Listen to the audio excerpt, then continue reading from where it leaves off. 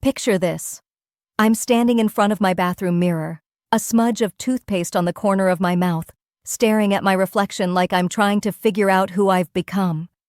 My name's Lily, I'm 31, and honestly, I've got no big complaints. Life's good, or at least it's stable, which is more than a lot of people can say.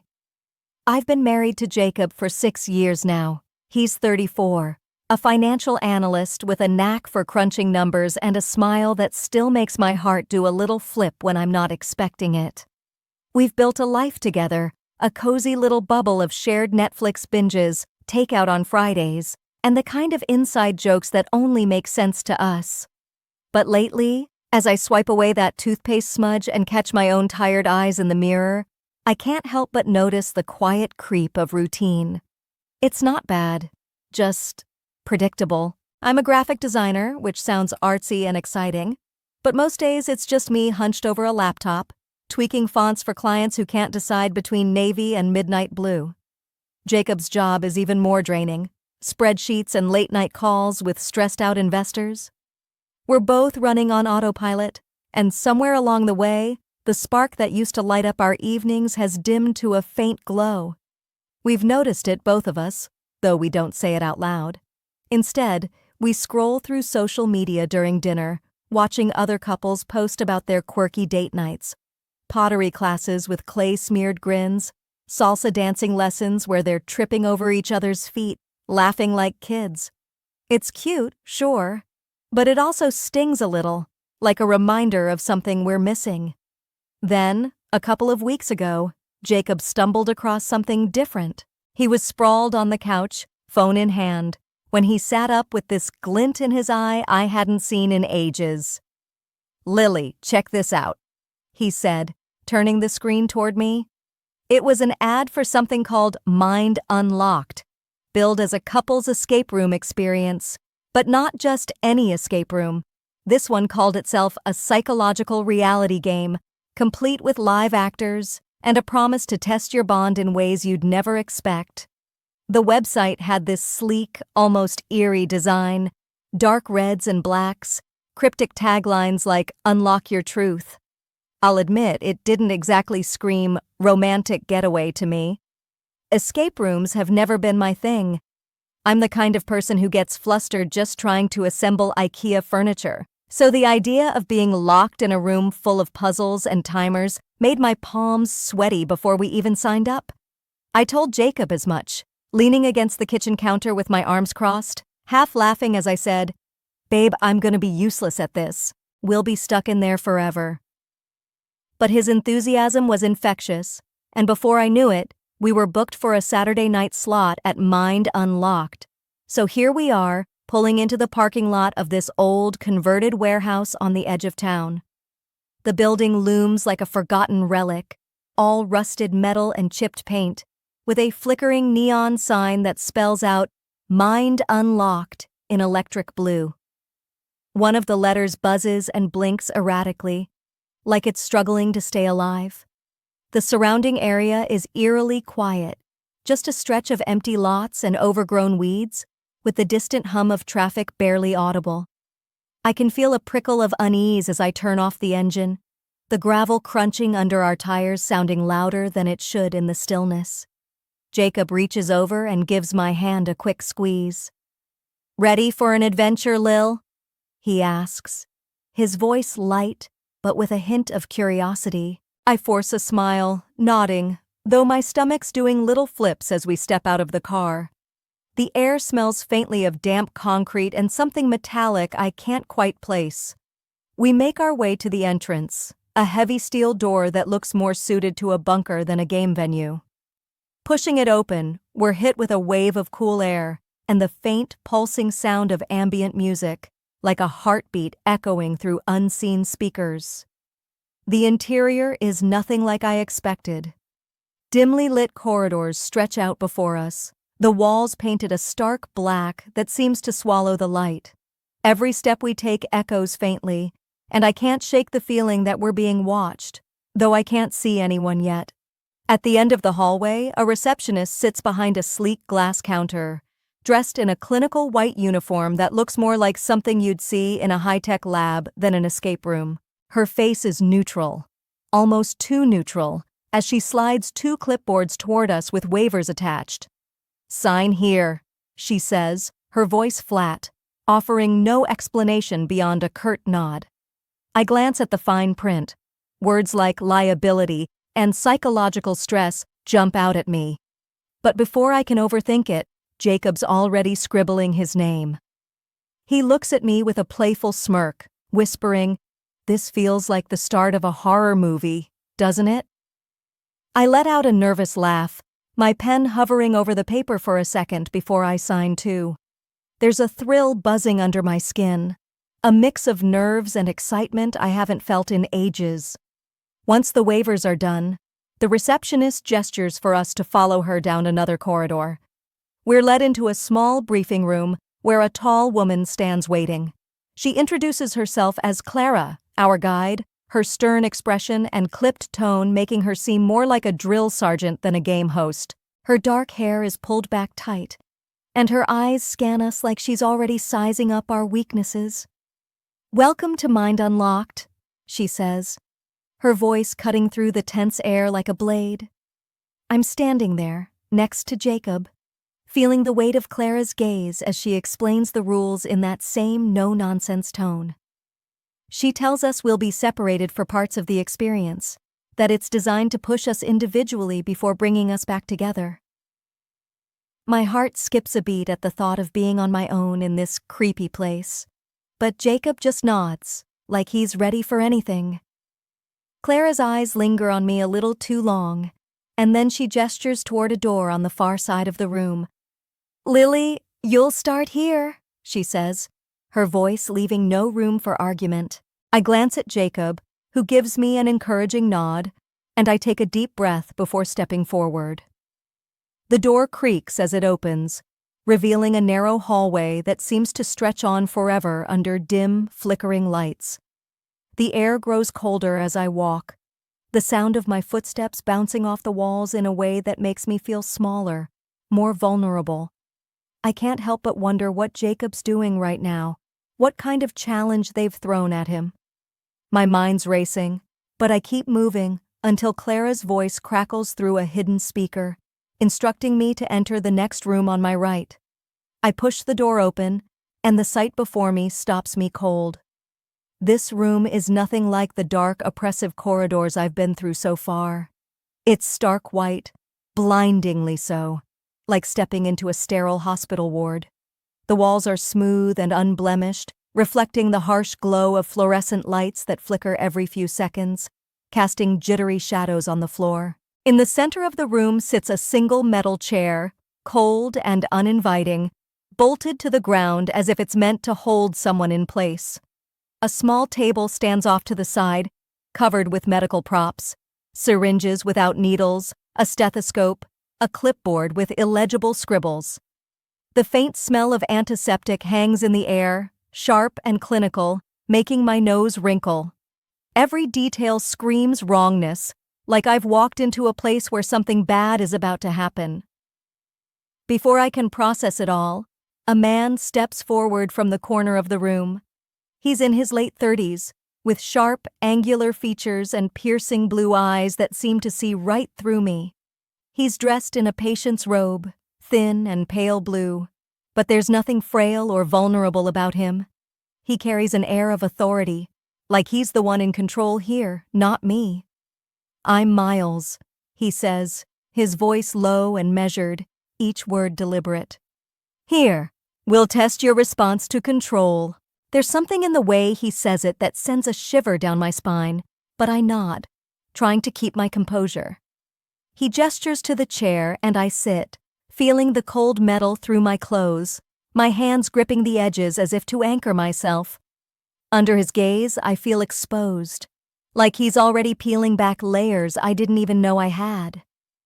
Miles starts asking questions, his tone calm but probing, like a doctor who knows exactly where to press to find pain. He asks about my fears, what keeps me up at night, what I dread most. I stumble over my words, mentioning vague things like failure or losing people I love, but his eyes narrow, like he knows I'm holding back. Then he shifts, asking about my desires, what I crave when no one's watching. My cheeks burn as I mumble something about wanting adventure, excitement. But again, he doesn't seem satisfied. When he brings up Jacob, asking about our relationship, how deep our trust runs, I feel a knot tighten in my chest. I tell him we're solid, that we've built something strong, but even as I say it, I wonder if I'm trying to convince myself as much as him. Through it all, I'm uncomfortable, my skin prickling with every question, but I keep going. I tell myself it's just part of the game, part of this weird, psychological test. I can handle it. I have to. Then the atmosphere shifts, and I'm still reeling from what just happened with Miles. My heart's pounding so hard I can feel it in my throat as I step out of that stark white room and back into the cold, dimly lit hallway. The door clicks shut behind me with a finality that makes me flinch, and suddenly the silence is suffocating. There's no hum of voices, no distant laughter, just the faint echo of my own uneven breaths bouncing off the black walls.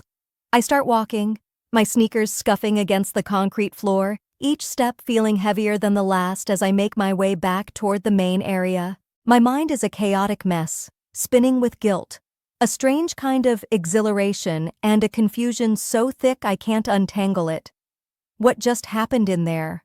It wasn't supposed to happen. I wasn't supposed to feel anything, not like that. But I did. And now I'm left with the weight of it pressing down on me like a physical thing. My cheeks are still flushed, burning hot despite the chill in the air, and I can feel the ghost of warmth on my neck, right where Miles's lips brushed against my skin. I shake my head, as if I can dislodge the memory, but it clings to me, vivid and unyielding. My hands tremble as I reach up to adjust my hair, smoothing it down in a futile attempt to look composed, like I didn't just cross a line I never thought I'd even approach. My fingers fumble, unsteady, and I catch myself breathing too fast, trying to force some kind of calm into my body. But it's no use. Every nerve feels raw, exposed, like I've been stripped bare in more ways than one. How could I let that happen? The question loops through my mind, relentless, as I trudge down this endless hallway. I'm married. I love Jacob. I've spent 6 years building a life with him, a safe, steady life, and in a matter of minutes I let some stranger, some actor in a twisted game, get under my skin. Did I want it to happen? Did some part of me, buried deep, crave that rush, that forbidden spark? I don't even know the answer, and that scares me more than anything.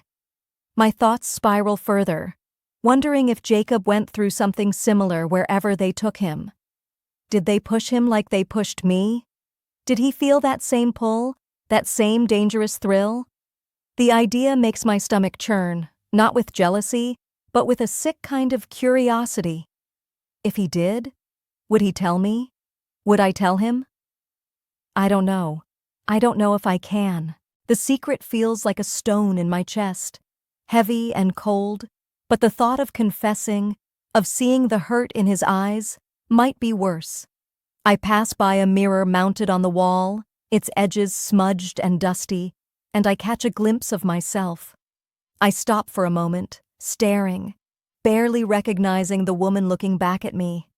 My eyes are wide, too bright, alive in a way they haven't been in years. There's a flush to my skin, a wildness in my expression that feels foreign, like I'm seeing someone else wearing my face. I look, awake, and I hate that I like it. I turn away quickly, unable to hold my own gaze, and keep walking, the silence of the venue wrapping tighter around me. It's oppressive now, the absence of sound. No chatter, no footsteps but my own, no signs of life beyond these suffocating walls. It makes me feel isolated, like I'm the only one carrying this betrayal, like the whole world has shrunk down to just me and my racing thoughts. Every creak of the building, Every flicker of the dim lights overhead sets my nerves on edge. I hear footsteps ahead, faint but distinct, and my heart skips a beat, thudding painfully against my ribs. Is it Jacob? Is it another actor, ready to throw some new test at me? I freeze for a second, listening, my breath catching as the sound grows closer, then stops. My mind scrambles for excuses, rehearsing half-formed explanations in case I have to face him now.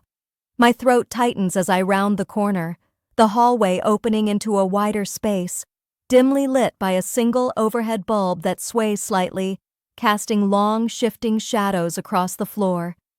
And there he is, Jacob, standing near the far wall, his back to me at first, his shoulders squared like he's been waiting. My chest feels like it's caving in. The weight of everything I've done, everything I've felt, pressing down harder with each step I take toward him. I don't know what I'm going to say, or if I'll say anything at all. My mind is a storm of guilt and fear, but beneath it, there's this desperate need to see his face, to know if he's okay, if he's still the same. Jacob I walked into this place with. Jacob, I call out softly, my voice shaky, barely above a whisper, like I'm afraid of shattering the fragile silence between us. He turns slowly, and when I see his face, my breath catches. His expression isn't what I expected. Not anger, not confusion, but something calm, almost knowing, like he's been expecting me to find him here. His eyes, those familiar hazel eyes I've stared into 1,000 times, hold something I can't quite read, a depth that makes my stomach twist. I stop a few feet away, my hands fidgeting at my sides, unsure if I should reach out or keep my distance. The air feels charged, heavy with unspoken words, and I can feel the heat rising to my face again, the memory of Miles still lingering like a shadow I can't shake. Before I can say anything else, Jacob steps forward, closing the gap between us in one smooth motion. He pulls me into a tight hug, his arms wrapping around me with a strength that feels both comforting and overwhelming. I'm caught off guard, my body stiffening for a split second before I melt into the familiarity of his embrace. His scent, cedar and a hint of the cologne he always wears, grounds me, but there's something unnerving about his silence. He doesn't say a word at first, just holds me there, his grip firm, like he's afraid I might slip away. My face presses against his chest, and I can hear the steady thump of his heartbeat, so different from the frantic racing of my own. I wait for the questions, for the accusations I've been dreading since I left that white room. I brace myself for anger, for hurt, for anything that would match the turmoil churning inside me. But it doesn't come. Instead, he leans down, his breath warm against my ear, and whispers 2 words that stop me cold. Challenge passed. His voice is low, almost tender, but there's an edge to it, a weight that I can't decipher. I freeze in his arms, my mind reeling, trying to make sense of what he just said. Challenge passed?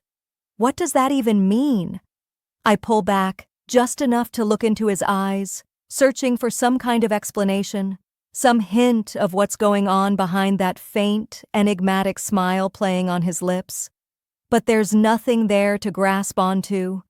Just that same calm, unreadable gaze, like he's holding all the cards, and I'm still fumbling to understand the rules of this game. My heart is pounding again, a mix of shock and confusion swirling in my chest. Did he know what happened in that room with Miles? Did he know what they'd put me through? What I'd felt? What I'd done? Or worse, did he have a hand in it somehow, orchestrating this whole thing to test me in ways I never agreed to? The thought sends a shiver down my spine, cold and sharp, because it doesn't seem impossible. Not here. Not in this twisted place where every moment feels like a carefully crafted trap. I open my mouth to ask, to demand answers, but the words stick in my throat. I don't even know where to start, and the way he's looking at me, with that quiet intensity, makes me feel like he already knows every question I could ask. I'm caught in this strange limbo, a wave of relief, as we finally leave the dimly lit corridors of Mind Unlocked behind us. The cool night air hits my face like a slap, sharp and sobering after the suffocating tension inside. Jacob and I walk side by side to the car, our footsteps crunching on the gravel. But there's a chasm of silence between us that feels wider than the empty parking lot. I slide into the passenger seat, the familiar creak of the door sounding too loud in the stillness, and Jacob takes the driver's side without a word. The engine hums to life, a low, steady drone that fills the void where conversation should be. I steal glances at him as he grips the steering wheel, his profile illuminated by the faint glow of the dashboard lights. His jaw is set, his eyes fixed on the road ahead, and I can't tell if he's lost in thought or deliberately avoiding looking at me. I want to ask what he's thinking, what his own challenge was, what challenge past really meant when he whispered it in my ear, but the words won't come. They sit heavy on my tongue, weighed down by the secret I'm carrying, the memory of miles that still burns under my skin. And so I don't ask. He doesn't ask either. It's like we've made an unspoken agreement to let the night's events hang there, unaddressed, a silent specter riding with us in the car. The drive home feels endless, each mile stretching out under the hum of the tires on asphalt. The city lights blur past my window, streaks of neon and amber that do little to distract me from the storm in my head. I keep replaying everything. Clara's cold instructions, the sterile white room, Miles's piercing gaze, the way my heart raced when boundaries blurred.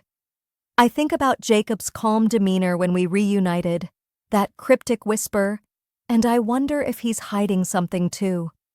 My fingers fidget with the edge of my jacket, twisting the fabric as if I can unravel my thoughts the same way. But nothing comes clear. The silence between us isn't just quiet. It's heavy, loaded with things we're both too afraid or unwilling to say. I glance at him again, hoping to catch a flicker of emotion, a crack in his composed exterior, but his face remains a mask.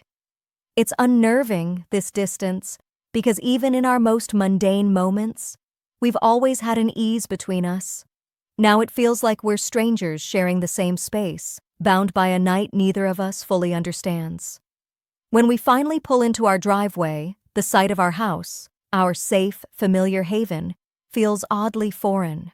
The porch light casts a warm glow over the front steps, but it doesn't reach the unease coiled tight in my chest. We step inside, the faint scent of lavender from a candle I burned earlier lingering in the air, a stark contrast to the antiseptic sharpness of that white room. Jacob locks the door behind us, the click echoing in the quiet, and we move through our bedtime routine like robots on autopilot. I brush my teeth, the minty taste sharp on my tongue, while stealing glances at him in the bathroom mirror. He's focused on his own reflection, splashing water on his face, and I wonder if he's avoiding my eyes on purpose. We change into pajamas, the rustle of fabric the only sound between us, and I notice how we don't bump into each other with the usual playful nudges or tired smiles. It's mechanical, distant, like we're performing a script we've memorized but no longer feel. Slipping into bed, I pull the covers up to my chin, the cool sheets a small comfort against the chaos in my mind. Jacob lies beside me, his presence familiar yet strangely alien after everything. I listen to his breathing, slow and steady, a rhythm that used to lull me to sleep but now only amplifies my restlessness. My eyes are wide open, staring at the ceiling, where the faint glow of streetlights filters through the blinds, casting slanted shadows across the room. I can't stop replaying that moment with Miles. The intensity in his eyes, the electric jolt of his touch, the way I let myself get swept up in something I never thought I'd feel again, leaving me to wonder if this unexpected connection could be the beginning of something real. Don't forget to subscribe, like, and comment if you enjoyed this story. This will help us create more engaging stories for you.